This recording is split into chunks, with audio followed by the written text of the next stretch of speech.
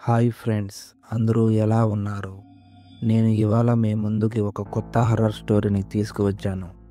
మీకు నా వీడియోస్ నచ్చినట్టయితే లైక్, షేర్, సబ్స్క్రైబ్ చేయండి. ఇక మనం కథలోకి వెళ్దాం.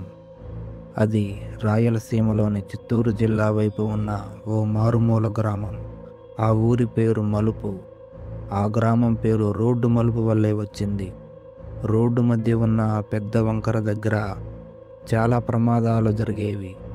ఎవరు వెళ్ళినా ఆ మలుపు దగ్గర ఏదో వింత సంఘటనలు జరుగుతుందని చెబుతుండేవారు.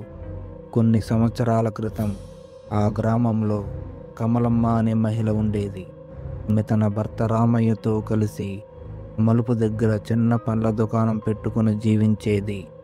వాళ్లకు ఒక చిన్న కొడుకు ఉన్నాడు. అతని పేరు సురేష్. ఆ కొడుకు అంటే ఆమెకు పంచప్రాణాలు. రోజు సాయంత్రం పాఠశాల నుండి వచ్చాక సురేష్ మలుపు దగ్గరే ఆడుకునేవాడు. ఒకరోజు పెద్ద వర్షం పడుతున్నప్పుడు సురేష్ పాఠశాల నుంచి ఆలస్యంగా వచ్చాడు. ఆ సమయంలో ఒక లారీ వేగంగా వస్తుంది.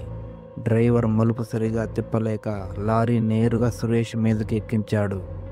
సురేష్ అక్కడికక్కడే ప్రాణాలు వదిలాడు.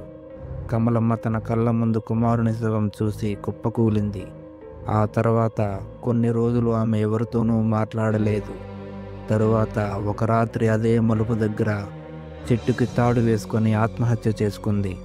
అప్పటి నుంచి ఆమె చనిపోయిన రాత్రి నుంచి ఆ గ్రామం పూర్తిగా మారిపోయింది. రాత్రిపూట గాలిలో ఓ శ్రీస్వరం వినిపిస్తుందని అంటారు అక్కడి ప్రజలు. మలుపు దగ్గర వెళ్ళిన వారికి గాలి ఒక్కసారిగా చల్లగా మారిపోతుంది. ఎవరో నా పిల్లవాడిని చూశారా అని అడిగే స్వరం వినిపిస్తుంది. 10 ఏళ్లలో ఆ మలుపు దగ్గర చాలామంది అదృశ్యమయ్యారు. ఎవరి మృతదేహం దొరకలేదు. పోలీసులు వచ్చి వెళ్ళిపోయేవారు, కానీ రహస్యం మాత్రం వీడలేదు.